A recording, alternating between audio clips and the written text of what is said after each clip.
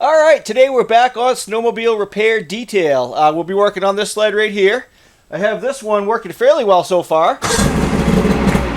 But I pretty much haven't touched this one because I wanted to save it to make videos with. I'm going to run through the same process and it's probably going to result in 3 or 4 videos. Today we're going to remove the breather box and we'll be replacing the fuel pickup line and filter. Actually, we're not replacing it. We're going to be installing a fuel pickup line because the thing dissolved and the screen that was in the tank it basically started to rot away as well. So we'll take a look at that real quick and then we'll get started. Alright, so check this out. This is the screen that lays in the bottom of your fuel tank, and it basically is used to filter out larger contaminants that might be in your tank. And the fuel line on both of these sleds was just gone. It was totally dissolved, nowhere to be found. And I have a funny story about the fuel that was in these sleds. It's funny now, but not at the time. A little embarrassing, but it'll probably crop up in a future video.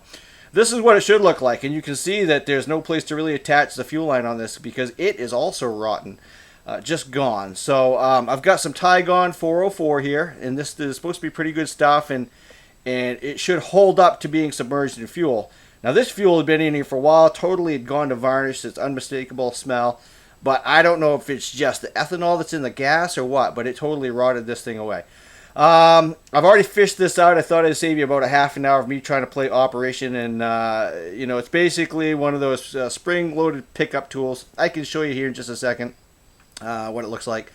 But this is what we're going to do. We're going to remove the breather box and install a new fuel line and pickup screen. Alright, let's give a shout out to Connor. He's laying here with us today in the garage, and there's my son's Ford Ranger pickup. We'll be doing some videos on that. Kate is 16 and we'll be driving soon. Stay off the roads if you live in Maine. Alright, so what you're going to want to do is make sure that your gas is fairly low, and if you take a flashlight, I don't know if I'm going to be able to get it on camera or not, but you should be able to see the other side, the fitting, where that fuel line goes, okay? So take a look. I don't think I can get that on camera. It's right back there. And otherwise, when you pull that fitting, the gas will come pouring out of the front of the tank. So, alright, on this Polaris XLT, we'll start by removing this ignition module here off the top of the breather box. And keep in mind that, you know, the process we go through is going to be very similar on other sleds and even other ATVs and so forth in some cases. You know, the exact screws that you remove may be different, but the process of replacing the filter and the line itself is going to be similar. Okay, I'm going to also include all the part numbers to things that we touch and suggest replacing at the bottom in the comment section. That seems to be working out really well. And I usually send people to Amazon because, quite frankly, that's the cheapest place to get a lot of this stuff. If you can get free shipping on it, you know. So. Alright, we're just going to set that aside. And don't lose the screw. Actually, that popped out. Don't lose that. Alright, we have another Phillips screw on this side here, holding the bracket to the breather box. And we want to remove that and try not to drop it. If you can get your hand in there.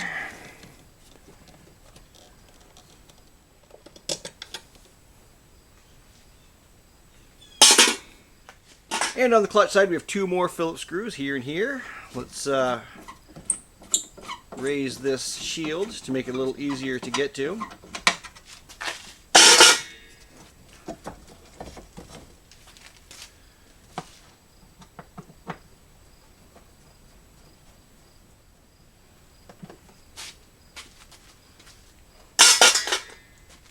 Alright, so I just noticed that somebody's already been in here because there are supposed to be several clips here, several on the back, 3 on the front, and a lot of these are missing. So I'm going to end up buying those and replacing them. What I'll do is I'll include all the part numbers for these things down below. And the reason why we remove the screws first is because normally that's going to allow you to get to these rear ones a lot easier. Oh, there is one there, but it had been popped off. But obviously in this case there aren't very many on the back, so hopefully yours has all the clips. Obviously that can let unfiltered air into the box. You can see it's cracked there a little bit. So, and just take a straight screwdriver and pop those off. And usually I like to have my hand underneath it so that it doesn't go flying in below the engine, and you have to use a magnetic pickup tool and so forth to get it out of there. Alright, there's a couple more on the other side, or at least one. Let's get that one.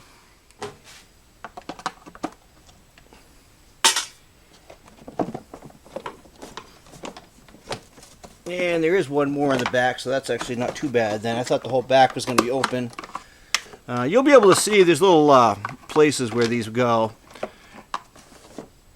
The other sled had them all, so this one's been worked on, obviously, which isn't a bad thing necessarily.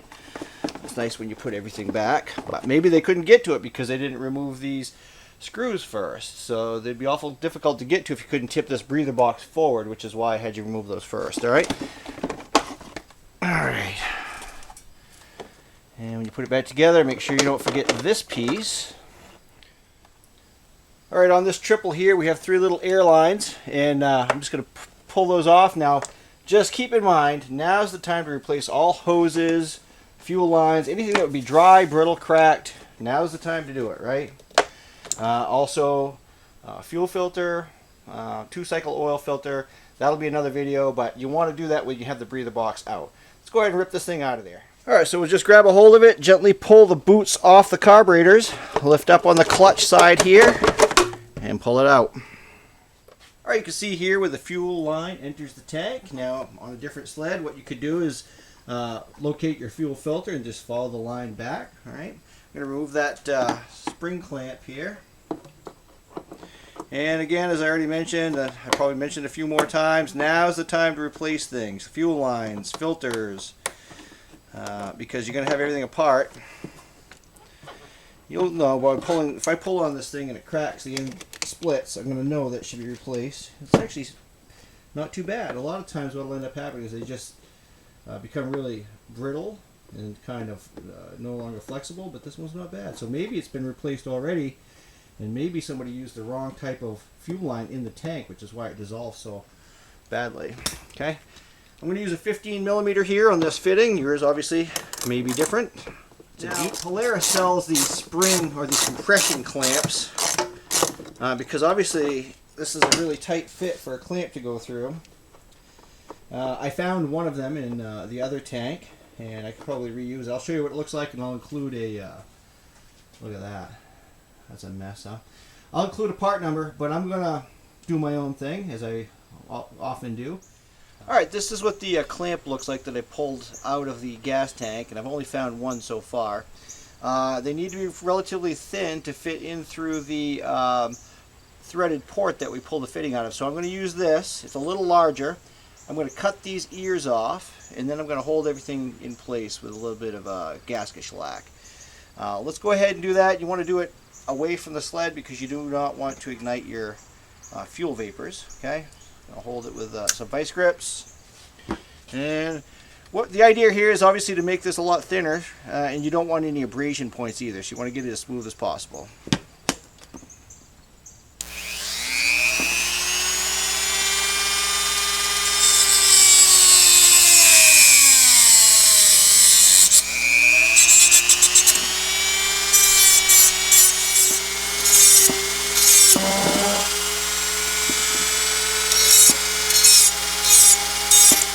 Alright, so with the proper clamps, you'd have no problem putting the screen on and then feeding this through. With the other sled, I got it through the threaded portion, and then the thickness of my clamp prevented it from going, so I'm going to basically feed it through, grab it through the fill hole in the fuel tank, and then we'll put the screen on and drop it back in, okay? So I'm not going to put it in too far because I don't want to drop it in that nasty gas. I did put fresh gas in it, but it still has a really bad smell. So let's go ahead and grab it from the other side. All right, here we go. I really just wanted an opportunity to show you my mad operation skills here. Here's the tool I used to get the screen out originally, and I'm going to grab that one-handed because I'm also holding the camera.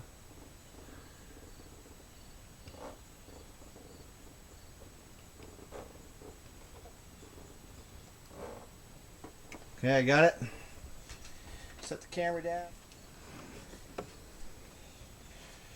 Alright, let's get the screen put on. Alright, so what I've done, because these clamps are a little larger than they should be, is I've basically compressed them multiple times, and I've been using this diameter as sort of my test.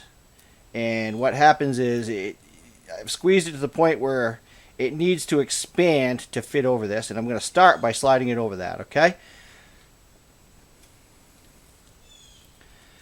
And what I'm going to do here may or may not be something people would approve of, but I like to use this stuff. It's wicked sticky, and it really does hold well. I'm just going to give a small bead of it around this nipple on the inside, not on the end. Right? We don't want it inside the fuel line where the fuel goes, but it's just going to basically help keep things in place here. Okay, so let's go ahead and slide the fuel line on here. And this is 1/4 inch Tygon F404 is what I'm using. Okay, now what you could do, not going to hurt anything by any means. Small bead of this right around there as well. And why are we doing this? Because I like the stuff.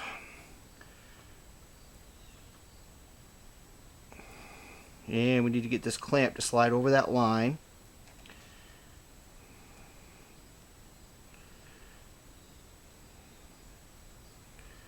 There we go.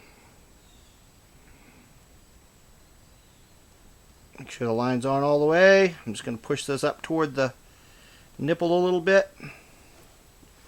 And I'm just going to let that dry a little bit before we drop it into the fuel. Okay?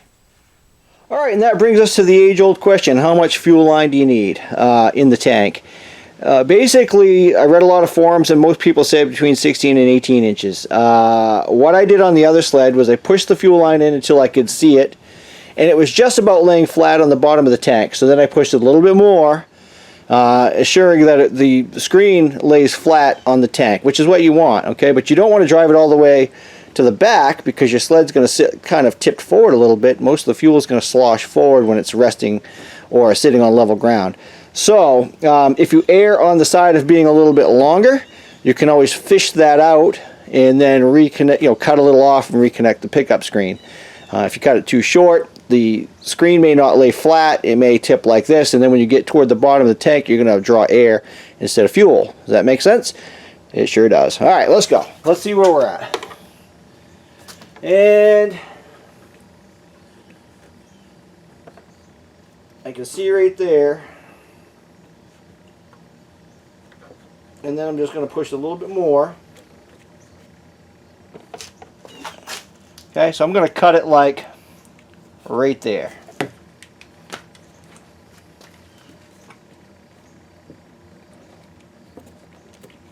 And you do not want to lose it in the tank. Okay, so I slid the clamp over the line. It's pretty tight. Put a little bit of shellac on the nipple. And you can see there that the nipple is expanding that fitting, which is what we want.